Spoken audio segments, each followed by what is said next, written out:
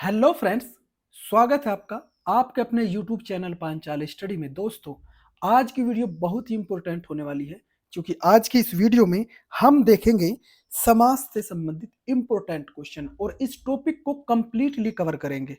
इस टॉपिक को कवर करने के बाद, इस वीडियो को देखने के बाद आपका एक भी क्वेश्चन गलत नहीं होगा। चाहे आप कोई भी बुक्स उठा लेना, किसी भी एग्जाम में समाज का क्वेश्चन आ जाए, इस वीडियो को अंत तक देखो और सारे क्वेश्चन को चुटकियों में हल कर दो। तो बिना देरी किए, बिना समय गवाए स्टार्ट करते हैं।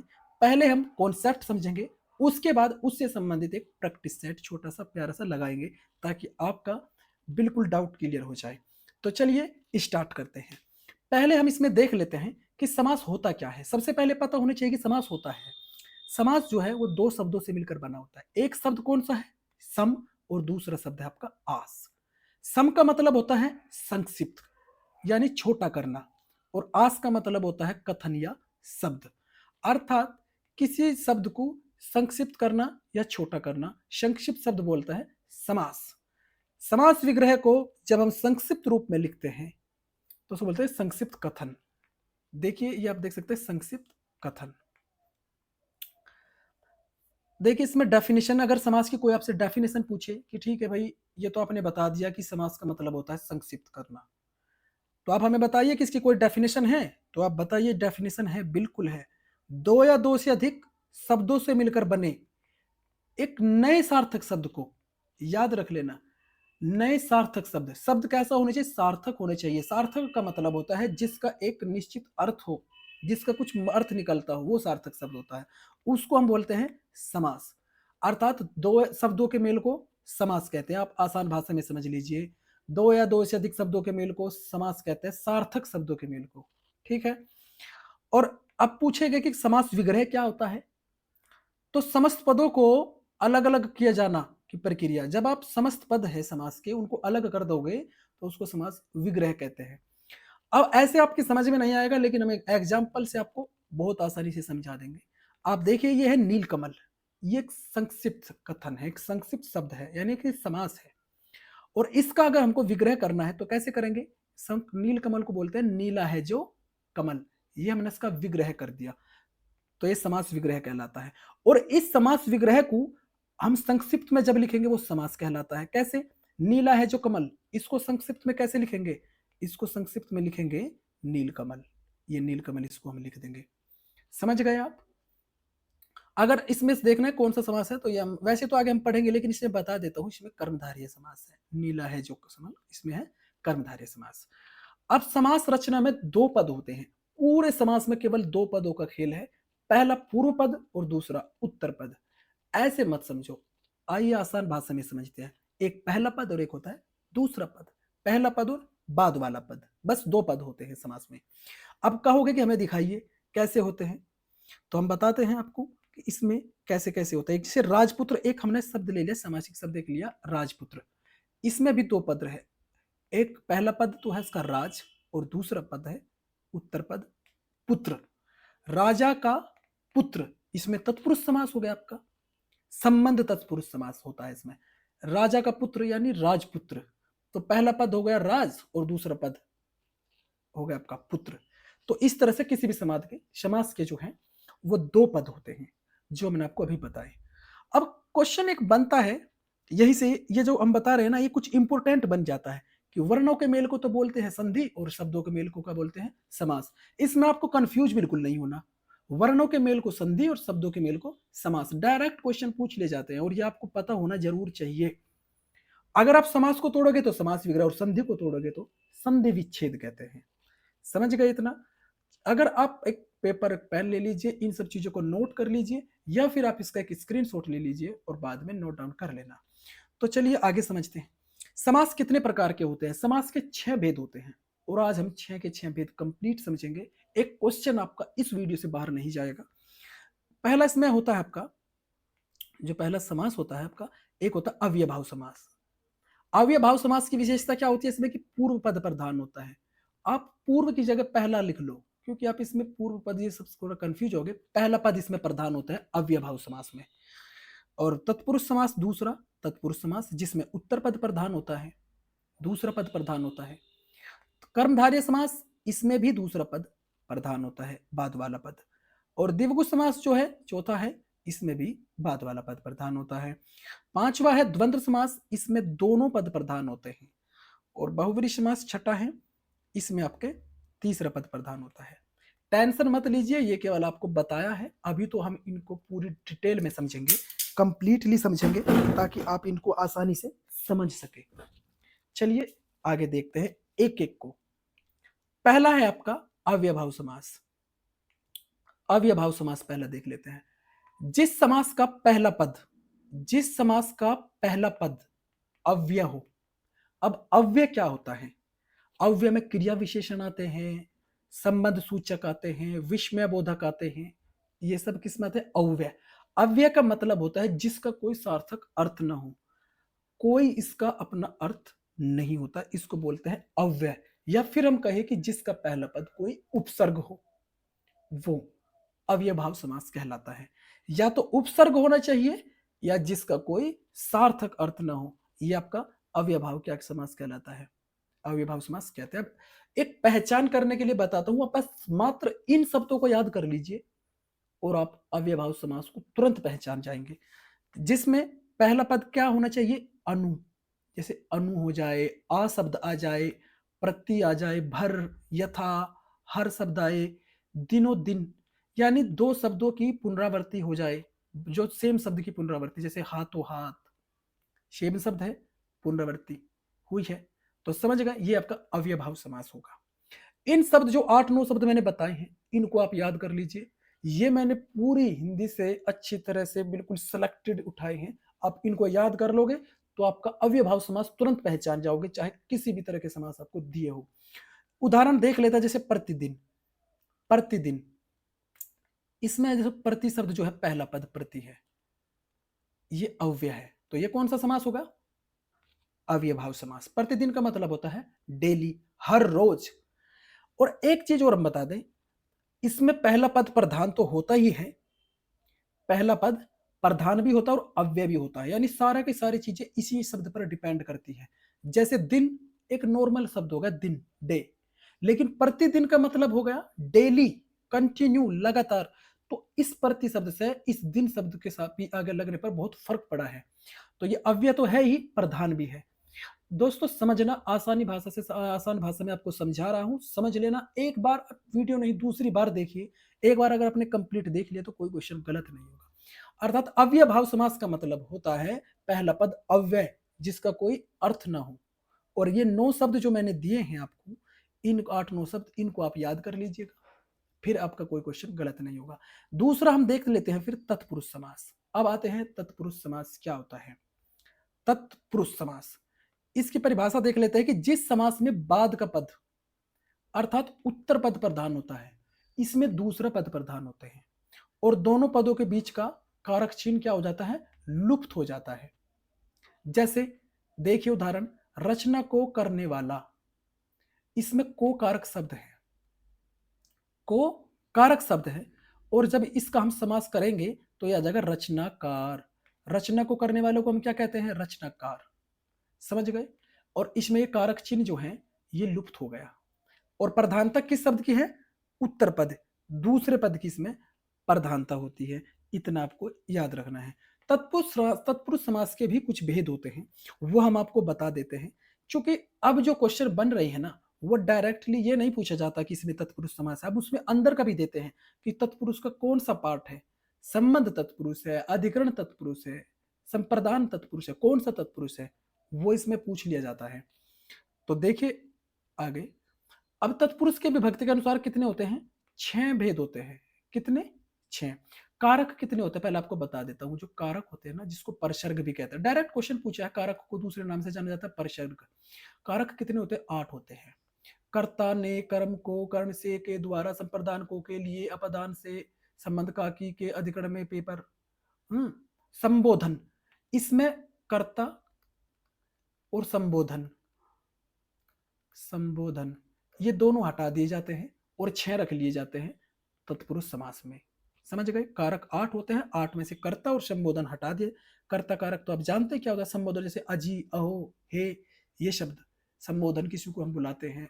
संबोधन करके, अजी सुनिए, तो ये संबोधन करते हैं। ये दोनों इसमें हटा दिए जाते हैं कारक से। तत्पुरुष समास में इसमें केवल 6 होते हैं। जैसे पहला होता है कर्म तत्पुरुष। कर्म तत्पुरुष में को शब्द होता है। कौन सी विभक्ति आती है? को।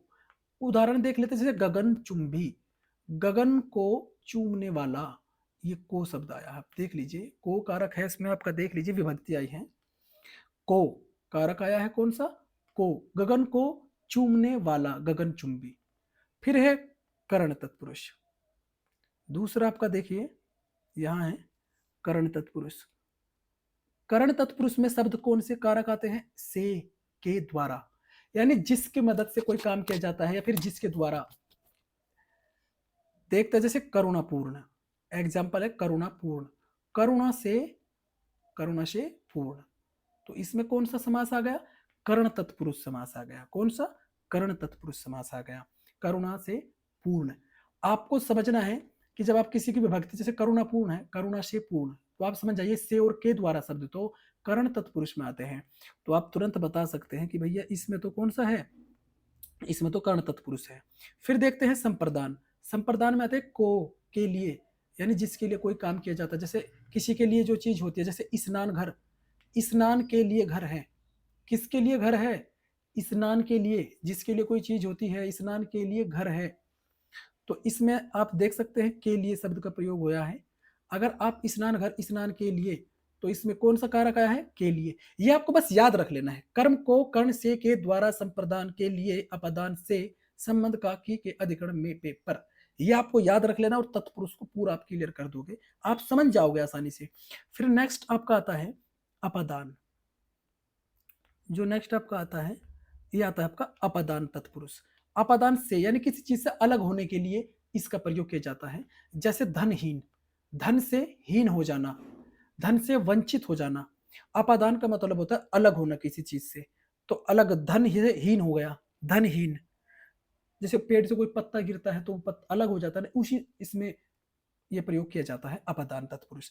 फिर है संबंध। ये बहुत आसान है, संबंध किसी से रिलेशन दर्शाना, जैसे का, की, के। जैसे उदाहरण देखिए, राजा का पुत्र, राजपुत्र, राजा का पुत्र। संबंध हुआ, क्या संबंध हुआ? कि ये राजा का पुत्र है। तो आप आसानी से समझ सकते हैं इसको कि ये संबंध तत्पुरुष है। नेक्स्ट इसमें देखते हैं कि अधिकरण तत्पुरुष। अधिकरण में में, पे, पर, यानी कोई चीज किसी के अंदर हो, किसी के ऊपर हो या किसी पे हो। जैसे आप बीती, एग्जाम्पल है आप बीती, आप पर बीती यानी खुद पर बीती, मुझ पर बीती। ये आप समझ सकते हैं जब कोई किसी पर बीतता है, या फिर कहीं में, पर, इस तरह से। अब देखते हैं नेक्स्ट इसका एग्जाम्पल पुरुषोत्तम, पुरुषों में उत्तम, ये अधिकरण तत्पुरुष है। ये आपको विभक्ति याद कर लेनी है। कर्म को कर्ण से के द्वारा संप्रदान के लिए अपदान से अलग होना, संबंध का की के अधिकरण में पेपर। याद कर लोगे तत्पुरुष समास बिल्कुल कंप्लीट आपका हो जाएगा। अगर वैसे नॉर्मली क्वेश्चन दे दिया जाए तो तत्पुरुष बता दोगे, लेकिन इसमें कभी, अब एग्जाम जो होता है ना, थोड़ा डिफिकल्ट बना दिया है। तत्पुरुष का भी भेद पूछता है कि तत्पुरुष का कौन सा भेद है इसमें। तो यहां तक आप समझ गए होंगे। नेक्स्ट देखते हैं कर्मधारिया, देखते हैं। इसलिए आसानी से समझाएंगे आपको कि एक बार नहीं तो दूसरी बार वीडियो देखे समझ जाएंगे। यह कर्मधारय समास। कर्म को धारण करने वाला, जिस समास का उत्तर पद यानी दूसरा पद प्रधान होता है, इस समास का दूसरा पद प्रधान होता है और पहला पद जो है वो दूसरे पद की विशेषता बताता है। तो आपको इतना कुछ नहीं देखना, ये तो बहुत बड़ा हो गया। आपको एक डेफिनेशन, आपको कुछ नहीं देखना, बस आप एक चीज देखिए। कर्मधारय समास का मतलब आप समझिए, जहां पर भी पहला पद दूसरे पद की विशेषता बताएगा वहां कर्मधारय समास है। बस इतना याद रखना, जहां पहला पद दूसरे पद की विशेषता बताएगा वही क्या होगा? आपका कर्मधारय समास होगा। और पहला पद क्या होता है? विशेषण। और विशेषण किसे कहते हैं? जो विशेषता बताता है उसको ही तो विशेषण कहते हैं। और दूसरा पद क्या होता है? विशेष्य, यानी जिसकी विशेषता बताई जाती है। समझ गए ना? तो ये तो एग्जाम में पूछा जाता है, ये जो है ना डायरेक्ट पूछ ले जाता है कि किस में पहला पद विशेषण है, दूसरा पद विशेष्य होता है, किस समास में? तो आप बताओगे कर्मधारय समास में। लेकिन आपको इतना कुछ याद रखना है, आपको बस इतना याद रख लेना कि पहला पद दूसरे पद की अगर विशेषता बताता है तो कर्मधारय समास। अभी देखो एग्जाम्पल से बताते हैं। जैसे देखिए, कमल नयन है, हमने कहा था कि पहला पद दूसरे पद की विशेषता बताएगा, तो पहले दूसरा पद देख लेते हैं क्या है इसमें, नयन। दूसरा पद क्या है इसमें, नयन है। और नयन की विशेषता कौन बताई, क्या बताई है कि ये कमल के समान है। देखो पहला पद दूसरे पद की विशेषता बताया नहीं बता रहा। पहला पद क्या है इसमें, कमल है, और दूसरा पद क्या है इसमें, नयन है। तो नयन यानी आंखें कैसी है, कमल के समान। और इसमें जो के समान शब्द का प्रयोग किया जाता है, याद रख लेना। तो नयन कैसे हैं, कमल के समान है। तो दूसरे पद की विशेषता बताई पहले पद ने, तो इतना याद रखना है बस कर्मधारय समास में। फिर दूसरा देखते हैं उदाहरण, महान पुरुष, महापुरुष। महान है जो पुरुष, यानी पुरुष कैसा है, पुरुष की क्या विशेषता बताई जाती है कि पुरुष कैसा है, पुरुष है महान, ये विशेषता बताई गई है। तो कर्मधारय समास बस इतना ही देखना है आपको कि पहला पद दूसरे पद की विशेषता बताएगा, वही कर्मधारय, और इससे ज्यादा कुछ भी नहीं आपको याद करना, बस आसानी भाषा में समझ लीजिएगा इतना ही। नेक्स्ट देखते हैं द्विगु समास। ये सबसे आसान माना जाता है इस समास को। इस समास को सबसे आसान माना जाता है द्विगु समास को। इसमें क्या होता है, दूसरा पद इसमें भी प्रधान होता है, लेकिन द्विगु आप इसमें संख्यावाचक होता है पहला पद। पहला पद इसमें संख्यावाचक अर्थात जिसे गिना जा सके, उसको द्विगु समास कहते हैं। ये बहुत आसान है। देखिए जैसे त्रिलोक है, इसमें पहला पद जैसे तीन लोकों का समाहार, तीन गिनती वाला शब्द आ गया संख्यावाचक। फिर दूसरा देखते हैं नवरात्र, नौ रात्रियों का समूह, ये नौ शब्द क्या संख्यावाचक ही तो है। तो द्विगु समास बस आसानी से इतना ही समझ लीजिएगा, जहां पर संख्या गिनती का प्रयोग किया हो पहले पद में, वहां द्विगु समास। कर्मधारय समास में जब पहला पद दूसरे पद की विशेषता बताएगा वो कर्मधारय। और तत्पुरुष समास में हमने बताया था आपको कि आपको 8 विभक्ति कारक में जो 6 विभक्ति है, 6 कारक है, वो याद रखने हैं, बस क्लियर आप कर दोगे तत्पुरुष में। और अव्यय भाव में पहला पद अव्यय होता है जिसका कोई सार्थक अर्थ नहीं होता या फिर उपसर्ग होता है, वो बस आप इतना याद रख लीजिएगा। अब समझते हैं आगे। द्वंद्व समास पांचवा समास आपका द्वंद्व है। द्वंद्व समास का मतलब होता है इसमें से पहले युद्ध दिख रहा है एक दूसरे में, और जब दो लोगों के बीच में द्वंद्व होता है तो उनके बीच में एक दीवार खड़ी हो जाती है, आप जानते हैं। और यहां पर कौन सी दीवार है, यहां पर वो दीवार है योजक चिन्ह। ये योजक चिन्ह इन दोनों के बीच की एक दीवार है। द्वंद्व का मतलब युद्ध, आपस में लड़ाई, और लड़ाई के बीच में हमेशा एक दीवार हो जाती है बीच में। तो ये दीवार कौन बनेगी, योजक चिन्ह बनेगा। ये दीवार जहां ये दिखाई दे वहां द्वंद्व समास होगा। लेकिन इतना याद रख लेना चाहिए कि इसमें ज्यादातर विलोम शब्द का प्रयोग किया जाता है, एक दूसरे का उल्टा होता है, जैसे राजा रानी, माता पिता, भाई बहन, इस तरह। अगर एक ही शब्द 2 बार आता है, जैसे मैंने लिखा बार बार, ये शब्द सेम है और दूसरा भी सेम है, तो यहां पर आपका कर्मधारय समास हो जाता है। इतना याद रख लेना, यहां पर क्या आ जाता है, कर्मधारय। लेकिन अगर इस तरह से जैसे रात दिन, ये विपरीत हो गए ना, तो यहां आपका द्वंद्व समास आ जाएगा। इतना याद रख लेना, समझ गए आप। शब्द बार बार अगर अगर एक ही शब्द 2 बार आता है, उनके बीच में योजक चिन्ह है, तो कर्मधारय समास। अगर विपरीत शब्द है, दोनों योजक चिन्ह है, तो द्वंद्व समास। या इसमें देख लीजिए, इसमें दोनों पद प्रधान होते हैं, क्योंकि दोनों के बीच में द्वंद्व है तो दोनों पद प्रधान तो होंगे। योजक चिन्ह का प्रयोग ज्यादातर इसमें किया जाता है। एग्जाम्पल देख लेते हैं। और जब आप इसका विग्रह करते हैं, जैसे और या शब्द इसमें आ जाते हैं जब इसका आप विग्रह करते हैं, जैसे देश विदेश, देश और विदेश। विदेश भी अपने आप में एक पूर्ण शब्द है, और देश भी अपने आप में पूर्ण शब्द है। भाई दोनों के तो अर्थ है, विदेश का भी अपना अर्थ है और देश का भी है, इसलिए दोनों प्रधान है। नेक्स्ट देखते हैं ठंडा गरम, ठंडा या गरम। गरम भी अपने आप में एक पूर्ण शब्द है, इसका भी अपना एक अर्थ होता है, और ठंडे का भी। तो दोनों पद की प्रधानता यहाँ दिखाई दे रही है, और इनके बीच में योजक चिन्ह बना है। आप देख सकते हैं ये विपरीत है एक दूसरे के। यहां अगर मैं कहूं कि दिनों दिन, दिनों दिन, इसमें कौन सा समास है, तो आप योजक चिन्ह देख के डायरेक्ट ये मत कह देना कि यहां तो द्वंद्व समास है। नहीं, आप देखो दिन भी यहां पर भी दिन है और यहां पर भी दिन है, तो कौन सा समास हो जाएगा, ये कर्मधारय समास हो जाएगा। ठीक है, इतना समझ लीजिए। नेक्स्ट देखते हैं बहुव्रीहि समास। ये आसान भी होता है और ये थोड़ा कठिन भी होता है। इसको समझना, थोड़ा आसान भी आप इसको बना सकते हैं और थोड़ा कठिन भी ये होता है। बहुव्रीहि समास, कर्मधारय समास और तत्पुरुष समास तीनों मिक्स हो जाते हैं, इसलिए थोड़ा कठिन पड़ जाता है ये, लेकिन बिल्कुल कठिन नहीं, हम आपके लिए बहुत आसान बना देंगे। बहुव्रीहि समास, जिस समास में कोई भी पद प्रधान नहीं होता, ना इसमें पहला पद प्रधान होता, ना इसमें दूसरा, बल्कि दोनों पद मिलकर किसी तीसरे की पद की ओर इशारा करते हैं, संकेत करते हैं। तीसरा पद भगवान से संबंधित होता है, किसी चीज को रिलेटेड जो हम जानते हैं। आप जब इसको करेंगे ना बिल्कुल समझ जाएंगे। जैसे एग्जाम्पल ले लेते हैं तो आसानी से समझ जाएंगे आप एग्जाम्पल से। तो इसमें जो एग्जाम्पल है आप देख सकते हैं, यह निशाचर, यानी निशा यानी रात्रि में विचरण करने वाला। अब आप पते होंगे अपना, इसमें क्या होता है, एक शब्द का प्रयोग किया जाता है, शब्दों के लिए एक शब्द। जैसे रात्रि में विचरण करने वाला निशाचर, ठीक है ना। जैसे कर्तव्य को, जैसे किसी का उपकार मानने वाला कर्तव्य, इस तरह से एक शब्द का प्रयोग इसमें किया जाता है। आप समझ जाएंगे शब्दों के लिए एक शब्द। जैसे निशाचर, निशा रात्रि में विचरण करने वाला, आप तुरंत दिमाग जाएगा राक्षस हो भाई रात्रि में विचरण करने वाला, तो आप तुरंत बता देंगे। नहीं, तीसरे पद की ओर आपने, आप खुद ही संकेत कर रहे हैं कि राक्षस की बात कर रहा हूं मैं। जैसे फिर आप देखिए गिरिधर, गिरिधर समझते ही आपके मन में क्या आया, आप बताइए। चलो, गिरधर शब्द सुनते ही आपके मन में क्या आया? श्री कृष्ण भगवान की छवि बन गई होगी, बनी या नहीं बनी? बन गई ना, कि गिरी को धारण करने वाला श्री कृष्ण भगवान की छवि बन गई।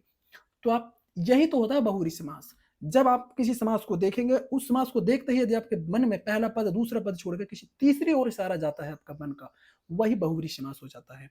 देखो इसमें लिखा भी है कि इसमें ज्यादातर भगवान का जिक्र किया जाता है, ये इतना आप याद रख लें। जैसे चक्रपाणी, चक्रपाणी आप आसान से समझ सकते हैं, अरे विष्णु भगवान चक्र धारण करते हैं, श्री कृष्ण भगवान चक्र धारण करते हैं। लंबोदर, लंबोदर कौन हो गया? लंबोदर किसका है? आप तुरंत जाएंगे कि गणेश भगवान की बात कर रहे हैं, तो भाई लंबोदर तो वही है। डेली रोजमर्रा में भी ये यूज होते हैं, आप आसानी से समझ सकते हैं बहुव्रीहि समास को। तो अब हमने 6 के 6 समास आपको बता दिए। थोड़ा मैं बता देता हूं कि पहले नंबर पर जो आपका अव्ययभाव समास था, जो अव्ययभाव समास था, इसमें पहला पद अव्यय होगा, उपसर्ग होगा, मैंने बताया था, वो आपको याद रख लेना।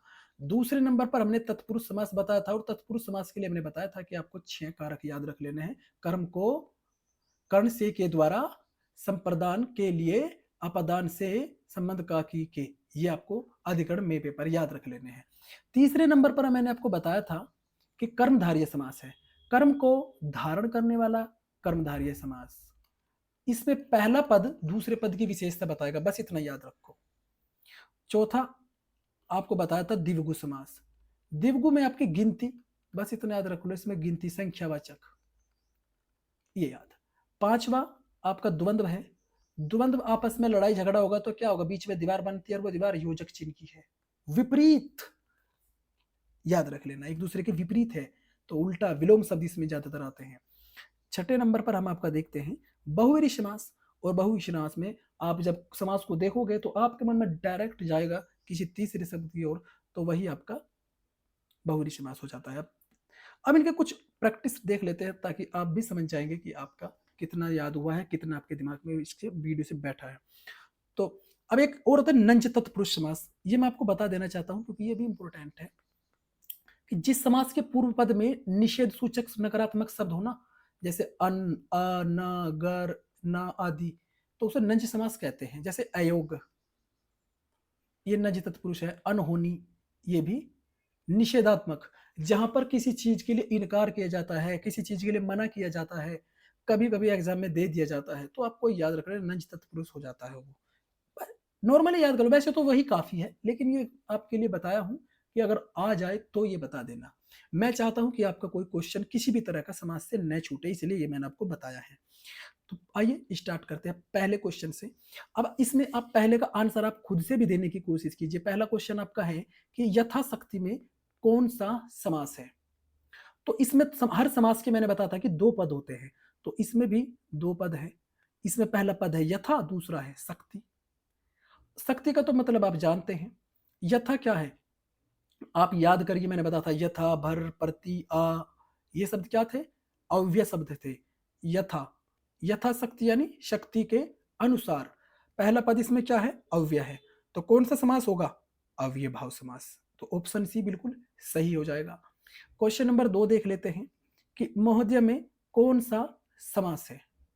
महोदय में कौन सा समास, आप बताइए। आप इसमें बताइए कि महोदय में कौन सा समास है। इसका आप देखिए, महोदय, इसमें कौन सा समास है? तो महोदय में कौन है? कर्मधारय समास। इसमें कौन सा? कर्मधारय समास। उदय, एक है उदय, एक है महाउदय, महानुदय। महानुदय होगा ना, तो पहला पद दूसरे पद की विशेषता बता रहा है, तो कर्मधारय समास होगा। इसका ऑप्शन भी सही होगा। तीसरा आप देख लीजिएगा क्वेश्चन, इसमें है दशानन। दशानन, अगर देखो मैं कहूं दशानन शब्द बोलते आपके दिमाग में क्या है, आप तुरंत बता दीजिएगा। तुरंत आपके लिए आया रावण का नाम, और जब इस तरह से आ जाए तो ये हो जाएगा आपका बहुव्रीहि समास। आपको एक बात बताते हैं हम आपको, अगर क्वेश्चन में कर्मधारय समास भी दिया है और बहुव्रीहि समास भी दिया है, तो आपको प्राथमिकता बहुव्रीहि समास को ही देनी है, इतना आप याद रख लेना, क्योंकि वो आपको आपसे बहुव्रीहि समास के बारे में पूछना चाह रहा है। अगर कर्मधारय समास नहीं है तो फिर आप देख लीजिएगा। ठीक है, दशानन। ठीक है, ये आप देख सकते हैं, इसमें कर्मधारय समास भी बन रहा है। दशानन, आनन कैसे है, 10 है, विशेषता होगी ना कि मुख कितने हैं, 10 है, ये विशेषता है कि 10 मुख है उसके। पहले पद ने विशेषता बताई दूसरे पद की कि मुख आनन यानी मुख कितने हैं, 10 है, विशेषता बता रहा है कि 10 मुख है। कर्मधारय भी बनता है, लेकिन प्राथमिकता बहुव्रीहि की ही देनी है, याद रख लेना। तो इसमें देखिए आप, सप्तऋषि चौथा है, सप्त यानी 7 ऋषि, 7 ऋषियों का समूह क्या होता है, सप्तऋषि, तारामंडल भी होते हैं। तो ये क्या आपका गिनती है, पहला पद सप्त यानी 7, तो कौन सा, द्विगु, संख्यावाचक है तो द्विगु समास, तो ऑप्शन है इसका सही होगा। कमेंट में लिख देना कितने क्वेश्चन आपके सही हुए हैं।